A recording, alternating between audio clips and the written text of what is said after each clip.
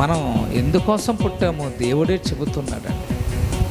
మనం లోకం కోసం పుట్టలేదు, ఎవరెవరి కోసమో పుట్టలేదండి. మరొక వచనం కూడా మనం చూద్దాం. చూడండి, రోమాపత్రిక 14:7 మనం చూస్తే, రోమాపత్రిక 14:7 మనం చూస్తే, మనలో ఎవడును తన కోసమే బ్రతకడు,